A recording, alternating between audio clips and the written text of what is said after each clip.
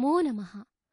पत्राचारद्वारा संस्कृतम् इति पाठ्यक्रमस्य प्रवेशः इति प्रथमसोपानस्य अनुशिक्षणे भवतां स्वागतम्।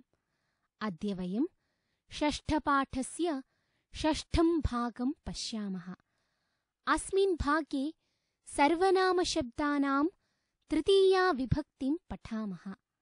अधुना वयं तद्, एतद्, किम् इति सर्वनामशब्दानां पुल्लिङ्गे, स्त्रीलिङ्गे, नपुंसकलिङ्गे च तृतीया विभक्तिरूपाणि पठामः।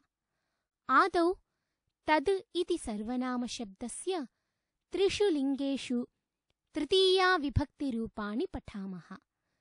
पुल्लिङ्गे तेन, ताभ्यां, तैः इति, स्त्रीलिङ्गे तया, ताभ्यां, ताभिः इति, नपुंसकलिङ्गे तेन, ताभ्यां, तैः इति रूपाणि भवन्ति।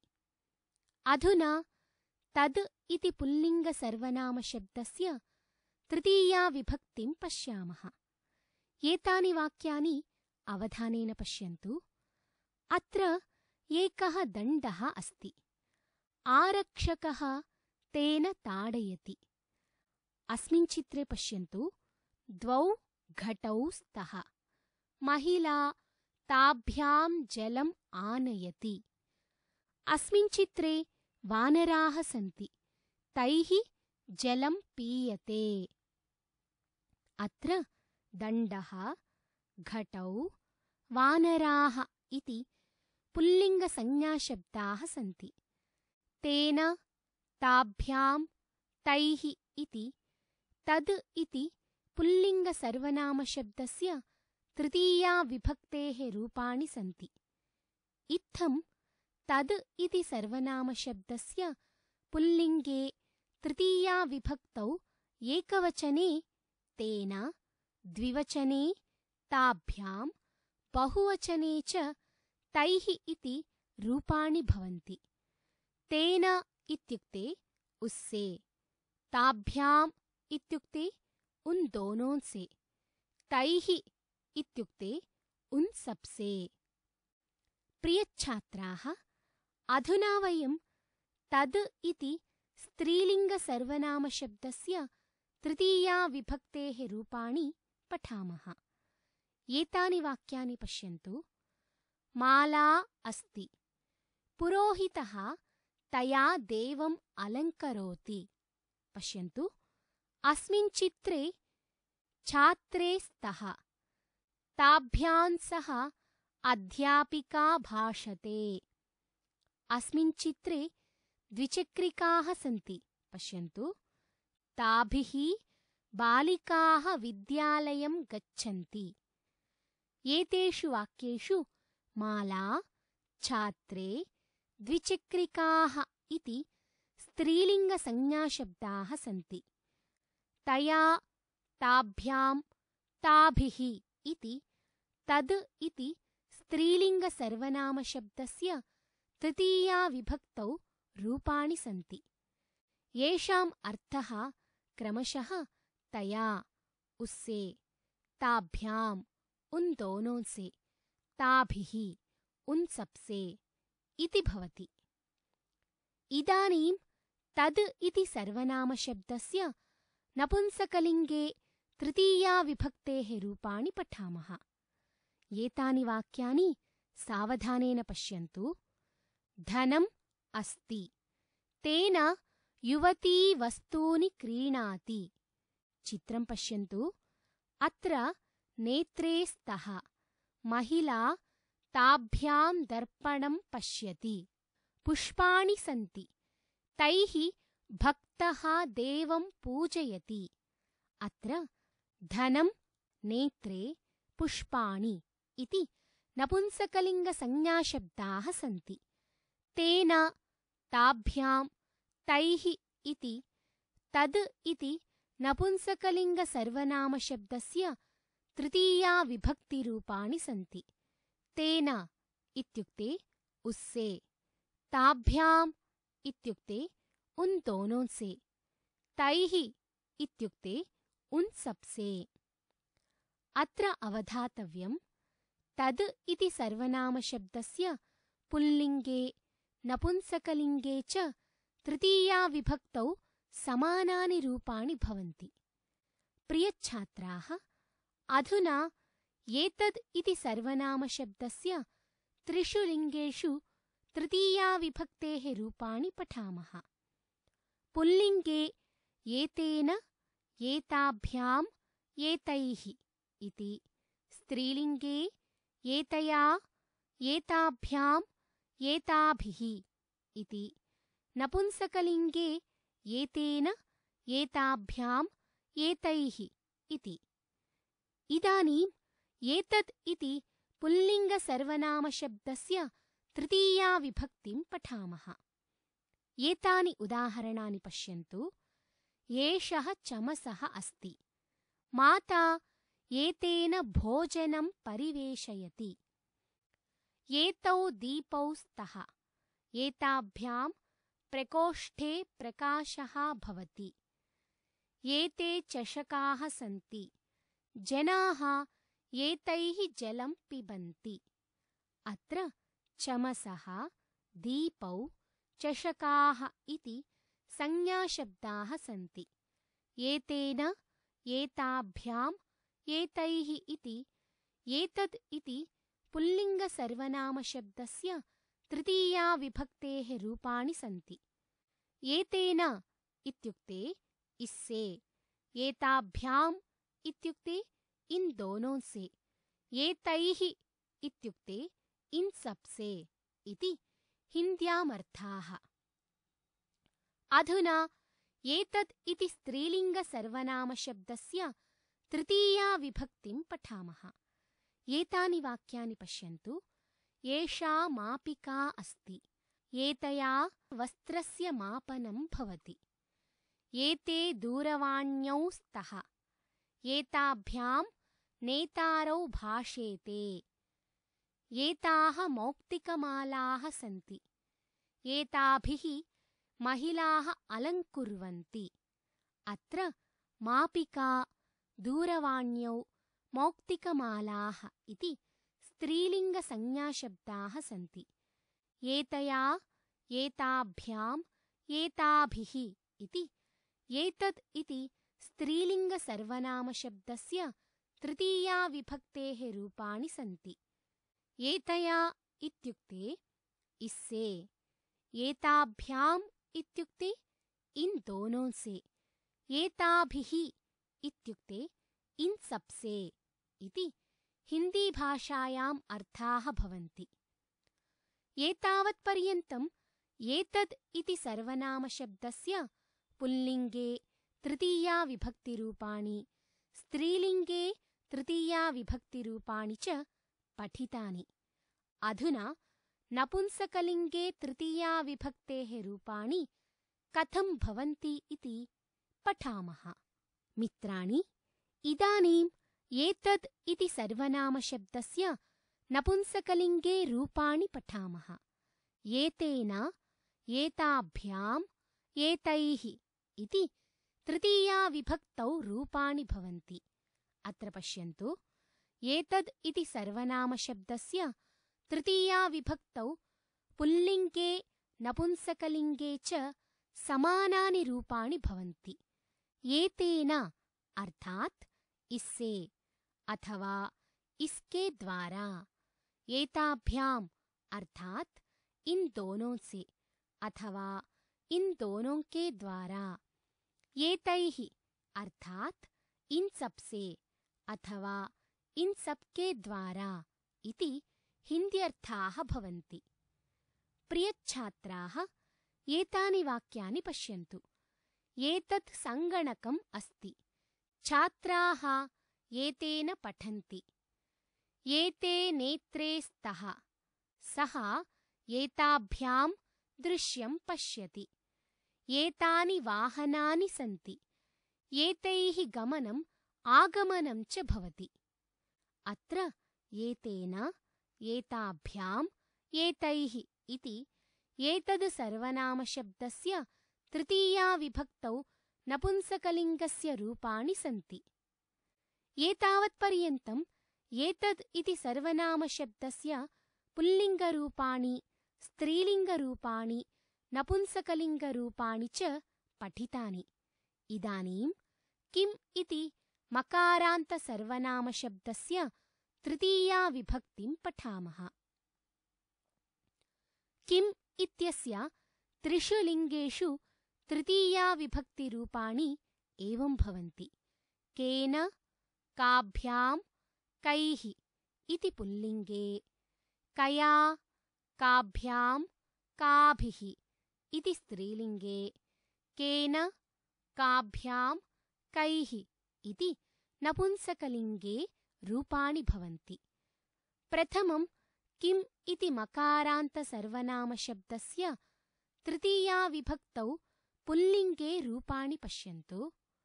केन, काभ्यां, कैः इति तृतीया विभक्तौ रूपाणि भवन्ति।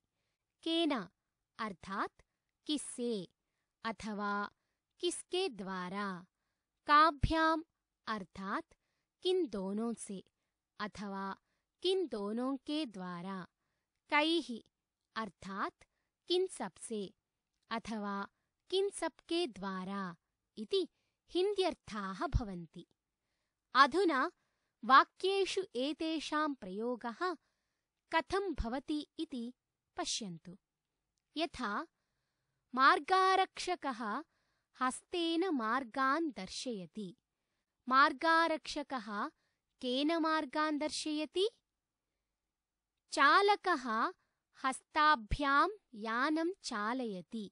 चालकः काभ्यां यानं चालयति? पशवः पादैः चलन्ति। पशवः कैः चलन्ति? अत्र केन, काभ्यां, कैः इति तृतीया विभक्तेः रूपाणि सन्ति। केन दर्शयति? हस्तेन दर्शयति। काभ्यां चालयति? हस्ताभ्यां चालयति। कैः चलन्ति? पादैः चलन्ति। अत्र अवधेयम् उत्तराणि यस्मिन् लिङ्गे यस्यां विभक्तौ च भवन्ति, प्रश्नाः अपि तस्मिन् लिङ्गे तस्यां विभक्तौ च भवन्ति। अत्र केन, काभ्यां, कैः इति प्रश्नवाचकपदानि सन्ति। हस्तेन, हस्ताभ्यां, पादैः इति उत्तराणि सन्ति। इदानीं किम् इति मकारान्तसर्वनामशब्दस्य स्त्रीलिङ्गे तृतीया विभक्तिं पठामः। कया, काभ्यां, काभिः इति तृतीया विभक्तौ रूपाणि सन्ति। कया अर्थात् किस्से अथवा किसके द्वारा। काभ्याम् अर्थात् किन दोनों से अथवा किन दोनों के द्वारा। काभिः अर्थात् किन सबसे अथवा किन सबके द्वारा इति हिन्द्यर्थाः भवन्ति। अधुना एतेषां प्रश्नवाक्यानां प्रयोगं पश्यन्तु। महिला कया सह मन्दिरं गच्छति? शकुन्तला काभ्यां सह उपवनं गच्छति? राधा काभिः सह क्रीडति? अत्र कया, काभ्यां, काभिः इति तृतीया विभक्तेः रूपाणि सन्ति। अधुना एतेषां प्रश्नानाम् उत्तराणि वाक्यरूपेण लिखामः।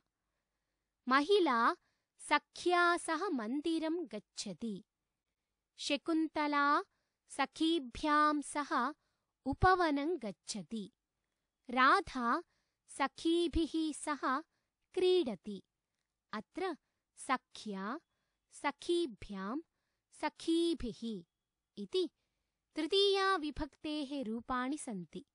अत्र कया, काभ्यां, काभिः इति प्रश्नपदानि। सख्या, सखीभ्यां, सखीभिः इति तेषाम् उत्तराणि सन्ति। इदानीं किम् इति मकारान्तसर्वनामशब्दस्य नपुंसकलिङ्गे तृतीया विभक्तिं पठामः। केन, काभ्यां, कैः इति तृतीया विभक्तौ रूपाणि सन्ति। केन अर्थात् किससे अथवा किसके द्वारा, काभ्याम अर्थात किन दोनों से अथवा किन दोनों के द्वारा, कैः अर्थात किन सबसे अथवा किन सबके द्वारा इति हिन्द्यर्थाः भवन्ति। किम् इति सर्वनामशब्दस्य पुल्लिङ्गे नपुंसकलिङ्गे च तृतीया विभक्तौ समानानि रूपाणि भवन्ति। मित्राणि, वाक्येषु एतेषां प्रयोगः कथं भवति इति पश्यन्तु। वृद्धः केन ताडयति? वृद्धः छत्रेण ताडयति। बालकाः काभ्यां चलचित्रं पश्यन्ति? बालकाः नेत्राभ्यां चलचित्रं पश्यन्ति। लिपिकाः कैः कार्यं कुर्वन्ति? लिपिकाः सङ्गणकैः कार्यं कुर्वन्ति।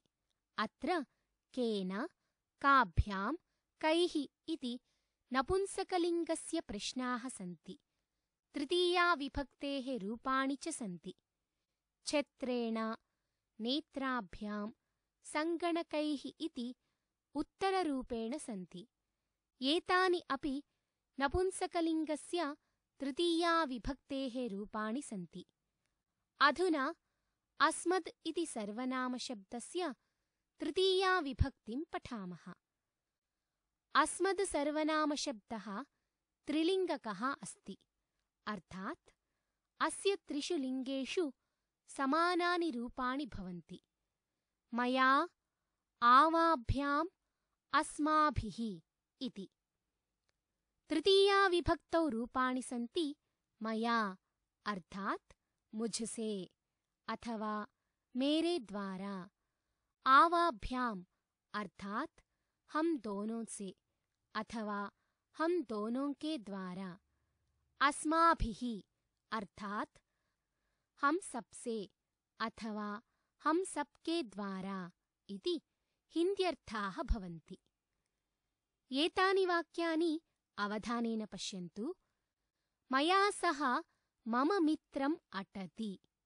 माता आवाभ्यां साकं खादति। भवानपि अस्माभिः सह आगच्छतु। अत्र मया, आवाभ्याम्, अस्माभिः इति तृतीया विभक्तौ रूपाणि सन्ति। अस्मद् सर्वनामशब्दः युष्मद् सर्वनामशब्दः च त्रिलिङ्गकः अस्ति। एतयोः त्रिषु लिङ्गेषु समानानि रूपाणि भवन्ति। मित्राणि, अत्र युष्मद् सर्वनामशब्दस्य तृतीया विभक्तिं पठामः। युष्मद् सर्वनामशब्दः अपि त्रिलिङ्गकः अस्ति। अतः त्रिषु लिङ्गेषु तृतीया विभक्तौ त्वया, युवाभ्यां, युष्माभिः इति रूपाणि भवन्ति।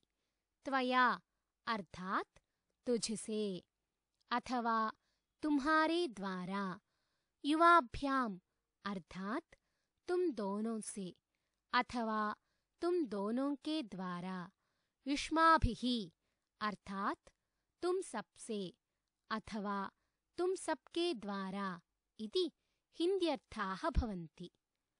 अधुना एतानि उदाहरणानि पश्यन्तु।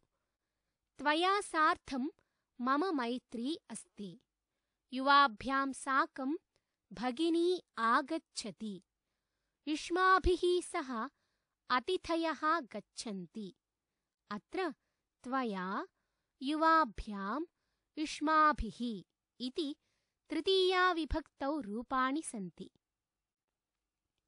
एतावत्पर्यन्तं तद् इति सर्वनामशब्दस्य पुल्लिङ्गे, स्त्रीलिङ्गे, नपुंसकलिङ्गे च तृतीया विभक्तिरूपाणि पठितवन्तः। एतद् इति सर्वनामशब्दस्य पुल्लिङ्गे, स्त्रीलिङ्गे, नपुंसकलिङ्गे च तृतीया विभक्तिरूपाणि पठितवन्तः। किम् इति सर्वनामशब्दस्य त्रिषु लिङ्गेषु तृतीयाविभक्तिरूपाणि पठितवन्तः। अस्मद् युष्मद् सर्वनामशब्दयोः त्रिषु लिङ्गेषु तृतीयाविभक्तिरूपाणि च पठितवन्तः। एतावता षष्ठपाठस्य षष्ठः भागः समाप्तः। अग्रिमभागे पुनः मिलामः। धन्यवादः।